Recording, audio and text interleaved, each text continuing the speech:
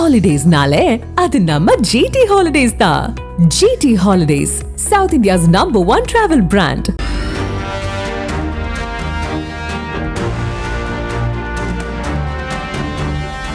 முதலமைச்சர் மு க ஸ்டாலினை சந்தித்த முன்னாள் முதலமைச்சர் OPS அவரது ஆட்சியை பாராட்டியிருக்கிறார்.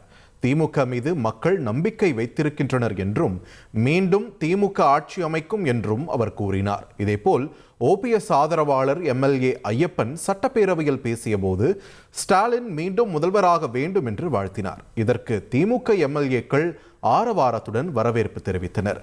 நடந்தது என்ன என்பதை வழங்க இணைகிறார் எமது தலைமைச் செய்தியாளர் ராஜா. ஓவர் டு யூ ராஜா, விரிவாக பதிவு பண்ணுங்க.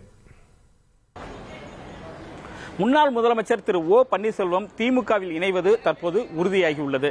தமிழக சட்டப்பேரவையினுடைய கூட்டத்தொடரின் கடைசி நாள் இன்று சட்டப்பேரவை தொடங்கும் பொழுதே ஒருவித பரபரப்பு வளாகத்தில் நிலவியது. அதாவது திரு ஓ பன்னீர்செல்வம் முதலமைச்சரை சந்திக்கப் போகிறார் என்ற ஒரு செய்தி இங்கு அடிபட்டது.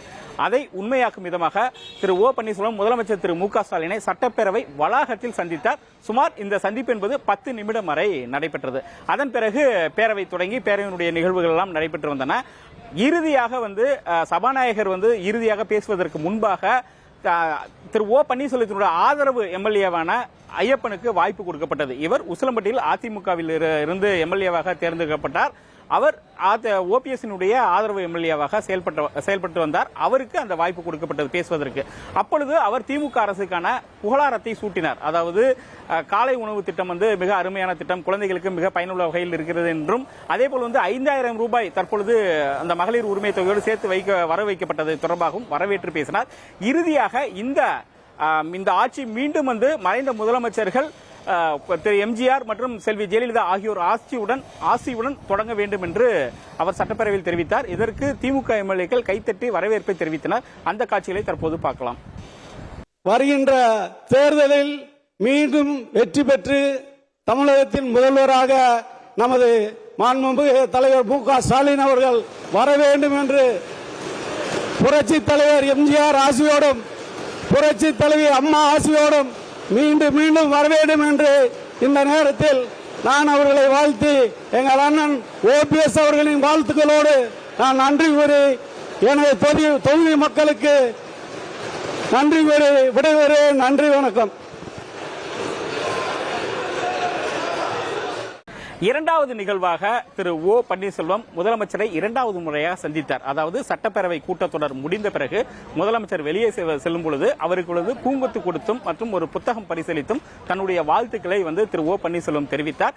அதன் பிறகு சபாநாயகர் திரு அப்பாவு அறையில் சுமார் ஒரு 15 நிமிடங்கள் என்பது தனியாக இந்த சந்திப்பு திரு அப்பாவும் திரு ஓ பன்னீர்செல்வம் சந்தித்து பேசிக் கொண்டிருந்தனர். இதெல்லாம் முடிந்த பிறகு வெளியே செய்தியாளர்களை திரு ஓ பன்னீர்செல்வம் சந்தித்தார்.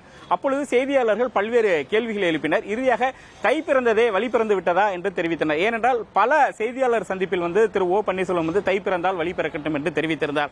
ஆகையால் தை பிறந்தது, தையும் முடிந்து விட்டது, வழி பிறந்து விட்டதா என்று கேட்டதற்கு தமிழகத்திற்கே வழி பிறந்து விட்டது, ஆட்சி நல்லாட்சி என்று அவரும் திரு ஓ பன்னீர்செல்வம் திமுக ஆட்சிக்கு புகழாரம் சூட்டினார். அந்த காட்சிகளை தற்போது பார்க்கலாம். பொதுவான கருத்து இன்றைக்கு இருக்கின்ற அரசியல் சூழ்நிலை, கடந்த 5 ஆண்டு கால ஆட்சியினுடைய நிலை, அவர்கள் இந்த நாட்டுக்கு செய்த அந்த சாதனைகள் இவையெல்லாம் மக்களுடைய மனதில் ஆழமாக பதிந்திருக்கிறது. மீண்டும் ஆட்சிக்கு வரக்கூடிய வாய்ப்பு திராவிட முன்னேற்ற கழகத்துக்கு இருக்கிறது. திரு ஓ பன்னீர்செல்வத்தின் இன்றைய நடவடிக்கைகளை பார்க்கும் பொழுது அவருடைய ஆதரவாளர்களான முன்னாள் அமைச்சர் திரு வைத்திலிங்கம், திரு மனோஜ் பாண்டியன் ஆகியோர் வரிசையில் இவரும் திமுகவில் இணையலாம் என தெரிகிறது. அப்படி இல்லை என்றால் கூட்டணி என்ற அடிப்படையில் திமுகவுடன் கைகோர்ப்பது என்பது உறுதியாகியுள்ளது. இன்னும் ஓரிரு தினங்களில் இதற்கான அந்த நிகழ்ச்சி, திமுகவுடன் இணைவதற்கான நிகழ்ச்சி மதுரையில் நடைபெற இருப்பதாக திமுக வட்டாரங்கள் தெரிவிக்கின்றன. உங்கள் தகவல்களுக்கு நன்றி ராஜா.